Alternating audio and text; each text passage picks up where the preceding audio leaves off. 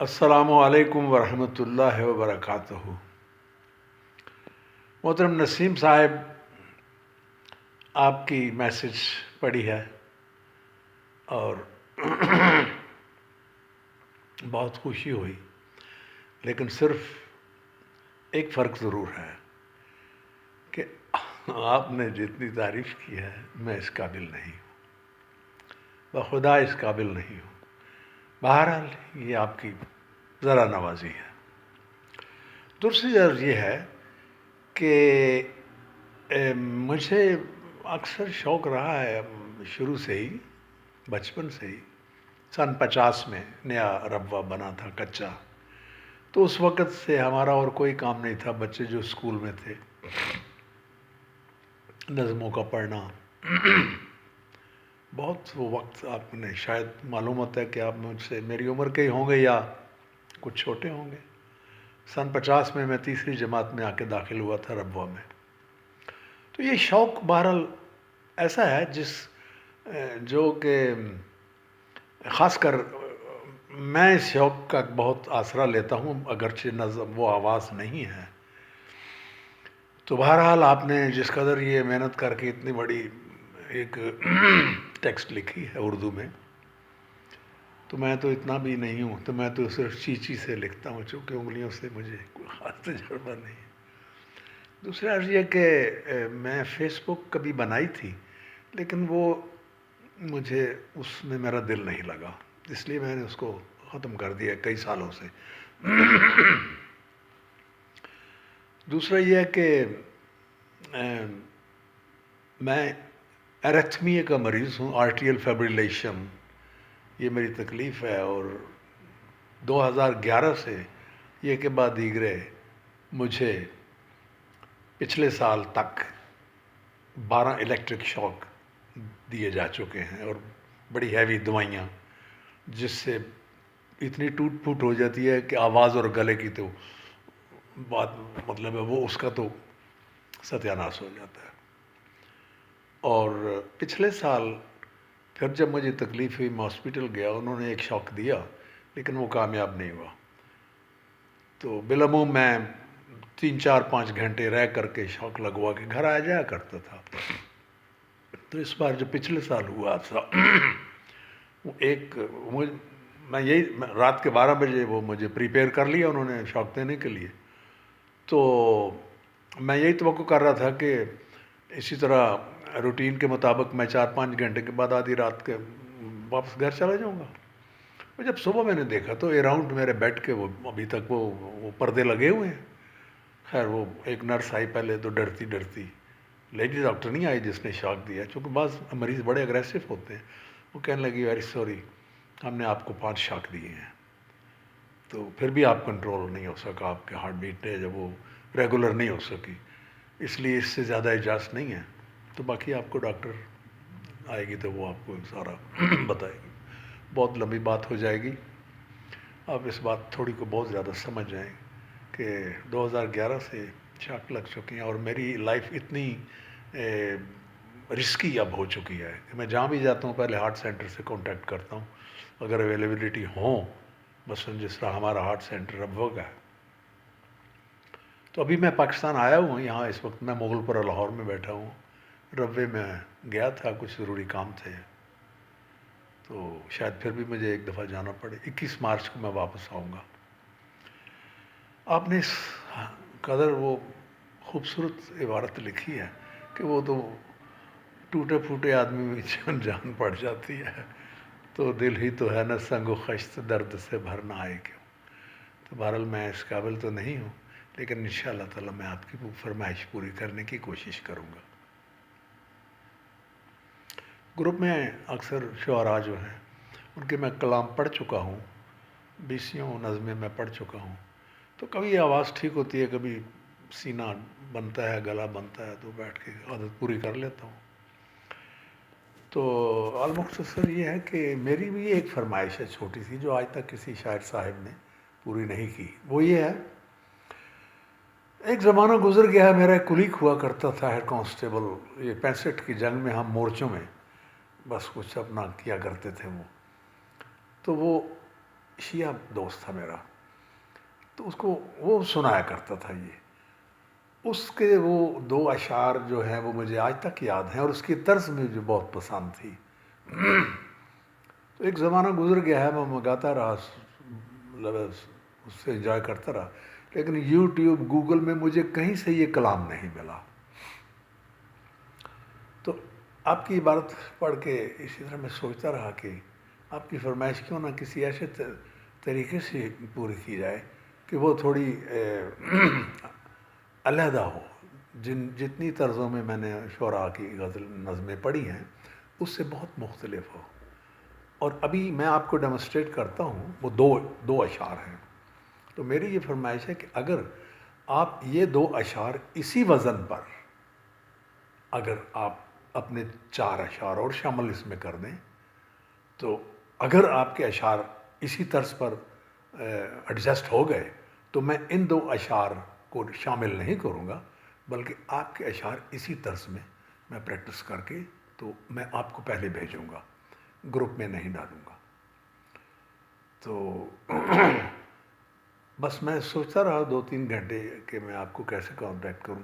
لکھنے سے بھی کافی دقت ہوتی ہے مجھے، ایک ہی آنکھ، میری یہ آنکھ ڈیمیج ہے، یہ سپلنٹر لگا تھا آج سے 30 سال پہلے، جیسے وہ نہیں الاسٹک کا ہوتا جس کے سائڈوں پر وہ، تو بس وہ میری بدقسمتی، میں پریشان تھا، وہ کوئی اسی پریشانی میں نے وہ کھینچا، اتنا کھینچا کہ وہ اس کی وہ جو اس کی ٹینشن ہے وہ پوری ہو چکی ہے، اس کے باوجود بھی وہ کھلا اور سیدھا لوا میری آنکھ میں، تو اس آنکھ سے میں معذور ہوں۔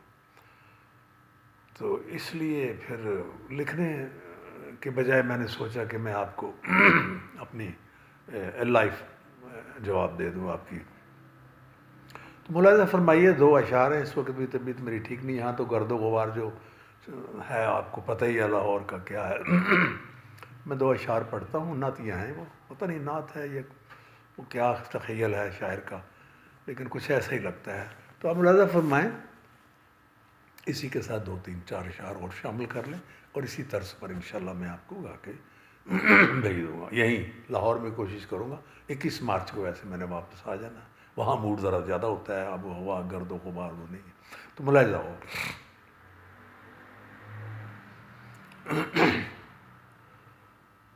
تمہارے حسن کا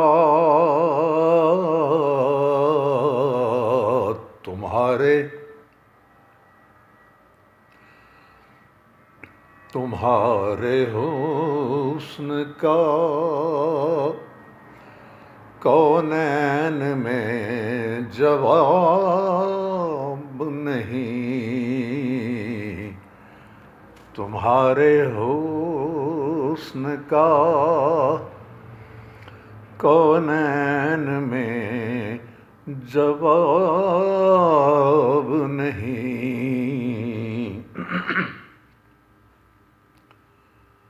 غروب ہو جو کہیں یہ وہ سوری دیکھیے نا یہ حالت ہے، تمہارے حسن کا کونین میں جواب نہیں، غروب ہو جو کہیں یہ وہ آفتاب نہیں، غروب ہو جو کہیں یہ وہ آفتاب نہیں، تمہارے حسن کا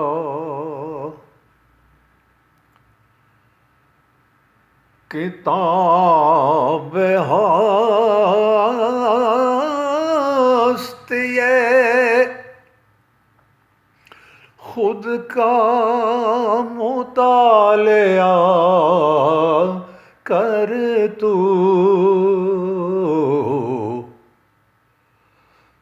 کتاب ہست یہ خود کا مطالعہ کر تو کہ اس کتاب سے بڑھ کر کوئی کتاب نہیں، کہ اس کتاب سے بڑھ کر کوئی کتاب نہیں، تمہارے حسن کا کونین میں جواب نہیں، تمہارے حسن کا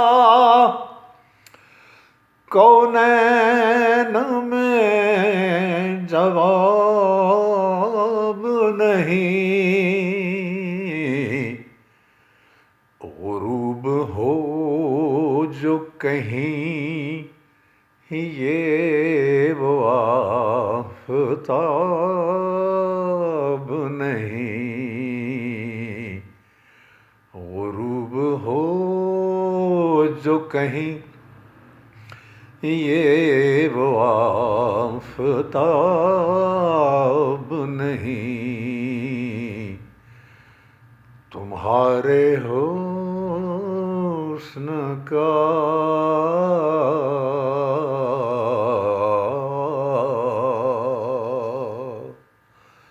تو یہ طرز ہے.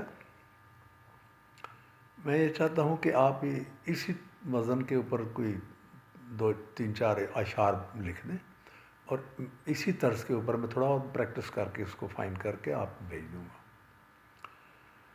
تو دوسری چیز یہ ہے کہ میرے چھوٹا بھائی میرا عبدالغفار، ملک عبدالغفار، وہ بھی روڈ خواہ میں رہتا ہے.